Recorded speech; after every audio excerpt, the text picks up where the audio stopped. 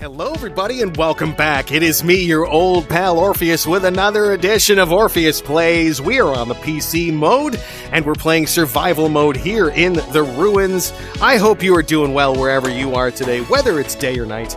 And I am going to talk about something today that is interesting, and yet at the same time sort of a stealth therapy thing, and it is this. I need to apologize for being rich when I was growing up, and why I walked away from money as I was growing up. Because I had a couple people that asked, and so, you might as well choose it and kind of talk about it here today. We have a bow. That's right, a T0 bow. It's a stick. We have a mallet, a wooden mallet. Yes, that'll be helpful. And a training sword. Once again, we have the wood theme going on. I think I'll use the bow staff this time. Oh, another great day for murder. Let's get our thing going on. Yes, your old pal Orpheus is in fact trained on some martial weapons. Years ago, though. It's not like I keep up everything. Although, to be fair, playing Blade and Sorcery really actually has kind of kept me going on all this stuff. So, yeah. Here's our first traditional slow motion kill of the day. Come here. I want you to get it from the chandelier. Is that going to work? Oh God. Oh, she missed. Okay. Hold on. You need to hit that. Oh, no. Oh, pink mist. Yeah. And so now with that out of the way, let's start talking about our topic today. Now, if you may or may not have heard in some of my videos, I grew up wealthy, in a wealthy family, and it's like it was generational wealth, so what that means is my grandfather came to this country, made a lot of money through machine tool factory. And it was kind of convenient and coincidental that when my grandfather came over to this country to start his factory, his machine tool factory, it was right before and right as World War II was starting. And so World War II was an interesting sort of time for American manufacturing because the government contracted, if you could make something at your factory that was useful for the war effort, they contracted you to make those things. And since it's the government, they have, plenty of money in order to spend. Plenty of money to spend on this kind of endeavor. And so, since it was a machine tool factory that my grandfather ran, we manufactured things like airplane parts and tank parts and, little bits and pieces for guns and for things like that. Ooh, pink mist. And her brain popped out. Ooh. Brains. I love that about that mod. But yeah, like anything that could be made in the steel tool industry at my grandfather's factory and my family's factory, you know what word I'm talking about. Anyway, so a lot of money was made by my family back then, and after that it was it trickled down into the way that my family did business because it was a jump start on the money and a jump start on marketing and things like that. And so it just started to kind of build as a generational thing. Well, then I was born. Now, this is kind of going to be an interesting... I'm not going to go into it in this video, but I will lightly touch on it. My parents adopted me for a business decision. Where is my victim? Hello. There you are. Hey, baby, how you doing? Cracked ribs a problem? Oh, God. Yeah, but it is, my parents adopted me as a business decision. And this is something that I pieced together over years. And it was, I looked through the sales. And when my brother was adopted in the 60s, sales had dipped right beforehand because my parents didn't have kids. A lot of the way that you make money in large businesses is by networking. Okay. And so networking takes place at a lot of places like, country clubs or restaurants or golf courses or whatever like that, or, just general business meetings. But a lot of it is because of families, right? You go to the country club for like Christmas or something. And they got the Santa Claus and the buffet and then the candles and all that stuff. Then you go to church afterwards. You feel all good about yourself and about Christmas. But, if you don't have kids, you're not hanging out with the other parents, the other people who are business owners, who are networking. And so the business for my father slumped right before my brother was adopted, and then the business went up. And then 3-4 years later, the business started to slump again. And then my parents decided that it was time to look for another kid. And so they adopted me. Business went up again. And so it kind of stayed. They got past some sort of hump, I guess, in the 70s. It had to be in the 70s. There was a kind of an economic crisis that went on. It was part of the gas shortage, the oil shortage and things like that. And so business picked up and got past that little hump. And there you go. Well, so here we are at the point where I feel like I have to apologize because we put such negative stigma on growing up wealthy, right? I tell these stories sometimes and I get a comment once in a while that is like, oh, it must have been real tough growing up rich. It really, how do I put this? You never want for anything, right? You never have the point where you're like, oh, my family doesn't have enough to eat, or we can't go on vacation, or we can't get a car because, we don't have the money, or we can't get the car repaired, or the AC breaks. You gotta get that repaired emergency in the middle of the night, something like that. We never had a want for any of that stuff. My parents would pick us up and go to 4 hours away for a week getaway, like a complete week of just getting away.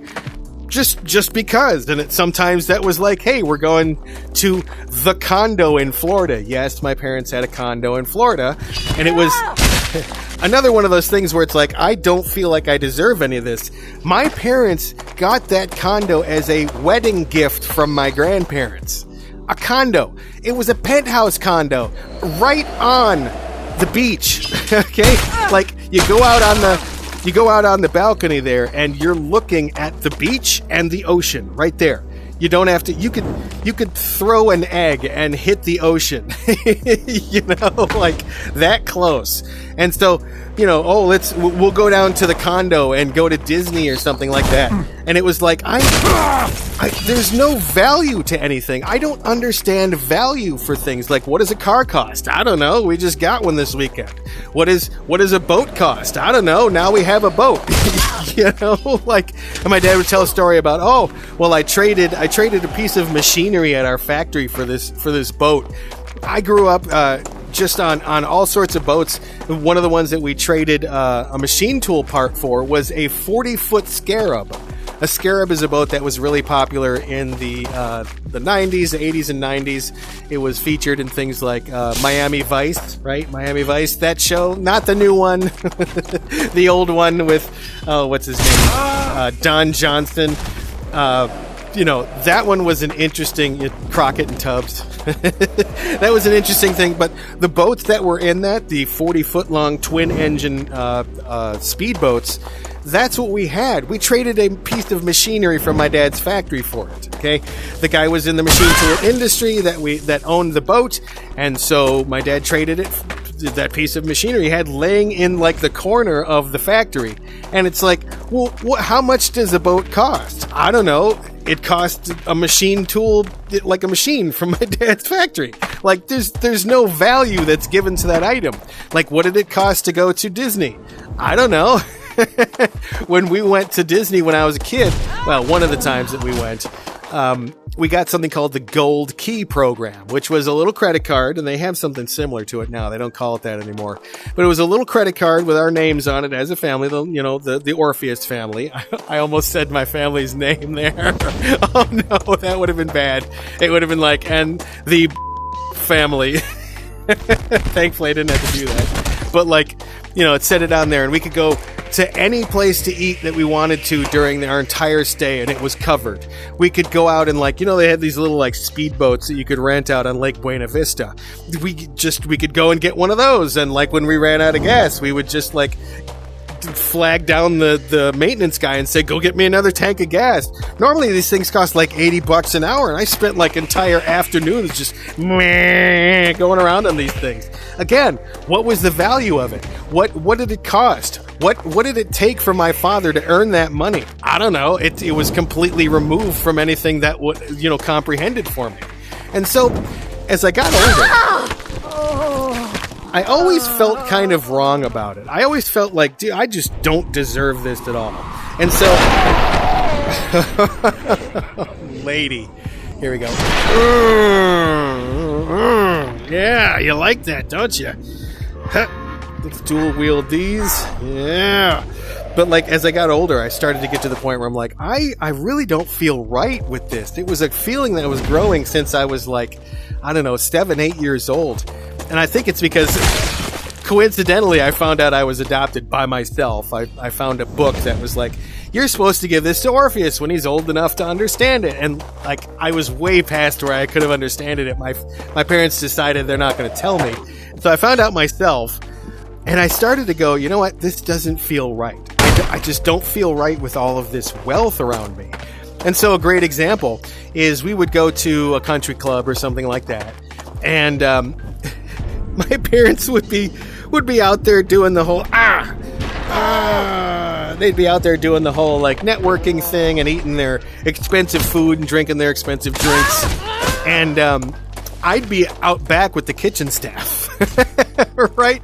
I'd be hanging out with the waiters and waitresses, or I'd be hanging out with like the janitors and stuff like that, because they are people that I felt more close to and I felt more of a connection with, because they were real people. They're earning real money for their real lives. You know what I mean? Not like, oh, well, my father earned another $750,000 this year. And like, whatever, like, oh, let's go out to dinner. How much does dinner cost? I don't know. Right? But it was always something that kind of just bothered me. And so I got this opportunity later in life. I'd met the woman of my dreams, my wife now, Mrs. Orpheus, and I was dating her. My parents hated her. There's actually a video about that. It's called The Tale of Two Choices, or A Tale of Two Choices. Let me link that right there. Yep, right there. Okay, that's A Tale of Two Choices. And that kind of covers this story, but I'll briefly tell it to you. I had started dating a woman who is now my wife, like I said. Ooh, disarm you. Come here. We're doing the body slam together. Whee! Oh, there we go. Oh, he died as he wanted to with his friend on top of him.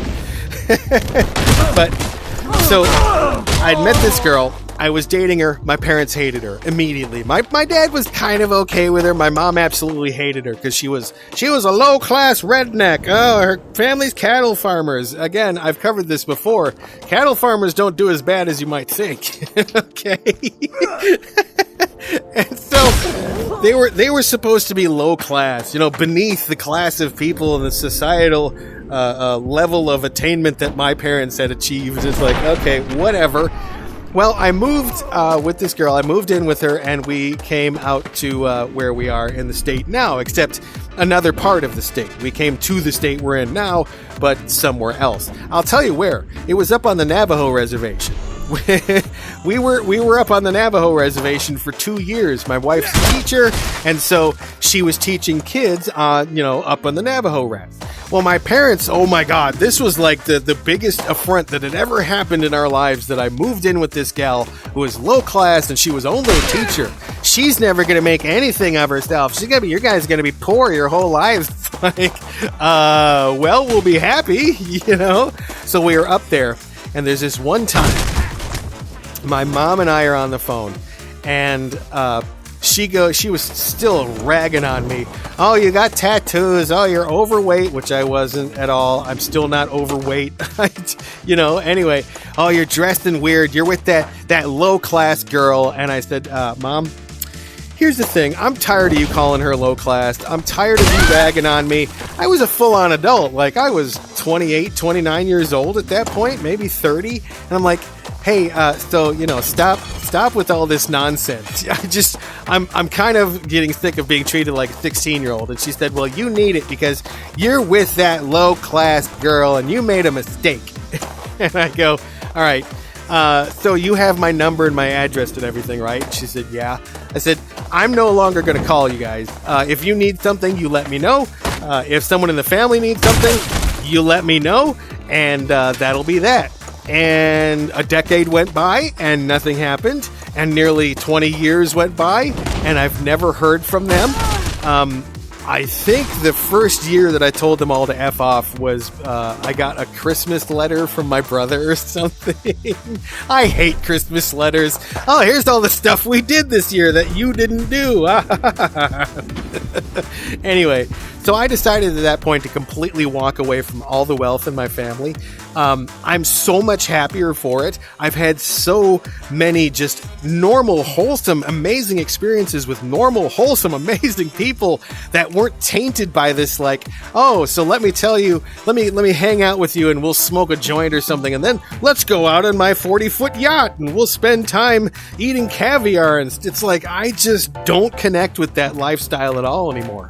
I'm more of a beer and an easy chair guy than a fancy wooden chair and caviar kind of guy, and that always pissed off my family and my friends. This is back from then, and hey, you know what? I'm better for it. I'm in love. I love the woman I'm with. I love the situation that I'm in, and life, I think, is just a little bit better. So if we earn more money, that's great. We earned it.